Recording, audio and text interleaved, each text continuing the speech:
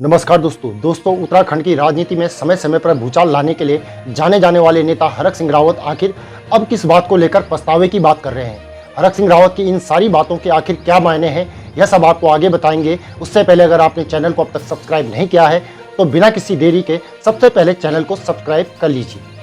दोस्तों, हरक सिंह रावत के बारे में एक बात कही जाती है कि वह कब कौन सी बिसात बिछा दें और कब कहां पलटी मार दें, इस बारे में कोई नहीं बता सकता। आइए समझते हैं कि इस बार वह कौन सी बिसात बिछाना चाहते हैं। ऐसी चर्चा है कि इस बार हरक सिंह रावत केदारनाथ उपचुनाव लड़ने के मूड में हैं और इसीलिए वह कांग्रेस के तमाम कार्यक्रमों में शामिल भी हो रहे हैं और साथ ही साथ हरक सिंह रावत के निशाने पर सीधे सीधे धामी सरकार है। अब जब गैरसैंण में विधानसभा का सत्र शुरू होना है तब हरक सिंह रावत ने ऐन वक्त पर हल्ला बोला है। रावत ने धामी सरकार पर निशाना साधते हुए कहा है कि विधानसभा सत्र से केवल खानापूर्ति हो रही है। गैरसैंण में जो विधानसभा सत्र हो रहा है, मैंने देखा है कि जब से भारतीय जनता पार्टी की सरकार प्रदेश में बनी है, विधानसभा सत्र से केवल खानापूर्ति हो रही है।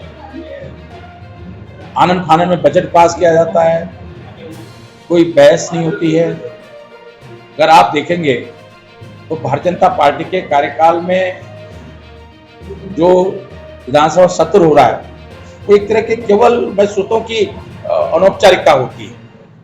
जो बहस होनी चाहिए, जो जनहित के मुद्दों पे काम होना चाहिए। वहीं दूसरी तरफ विधानसभा सत्र से पहले कांग्रेस विधायक दल की बैठक हुई और सड़क से सदन तक सरकार को घेरने की रणनीति इसमें बनाई गई।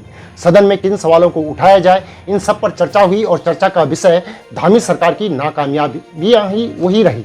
वहीं हरक सिंह रावत ने ग्रीष्मकालीन राजधानी गैरसैंण और मंडल मुख्यालय पौड़ी को लेकर भी वाजिब सवाल उठाए हैं।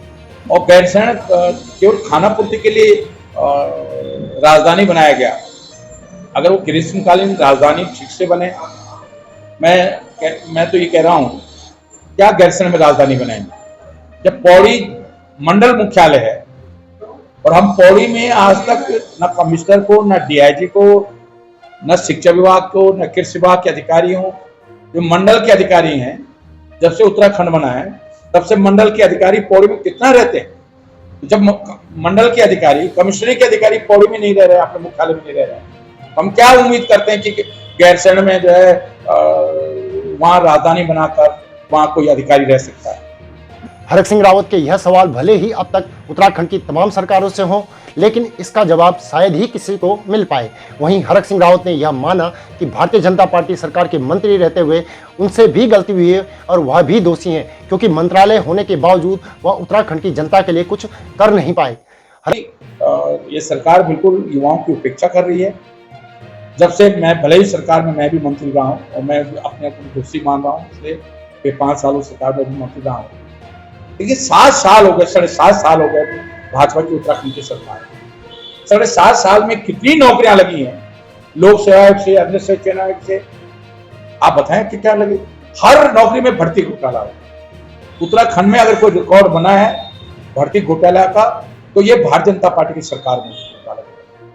हरक सिंह रावत ने 2022 में विधानसभा चुनाव से ठीक पहले भारतीय जनता पार्टी से जुदा हुए और कांग्रेस का दामन थामा। उसके बाद से ही वह ज़्यादा सक्रिय तौर पर भले दिखाई न दे हों, लेकिन राजनीतिक गलियारों में उनकी लुक्का छुपी लगातार चलती ही रही है। लेकिन कांग्रेस की केदारनाथ पदयात्रा के साथ ही वह अब बैठकों में भी लगातार सक्रिय और धामी सरकार पर हमलावर दिखाई दे रहे हैं। चर्चा यह है कि वह केदारनाथ से उपचुनाव में भागीदार होना चाहते हैं, लेकिन सवाल यह है कि क्या कांग्रेस उनको टिकट देगी और क्या वह कुछ कर पाएंगे। इस बारे में आपकी क्या राय है, कमेंट करके अवश्य बताएं।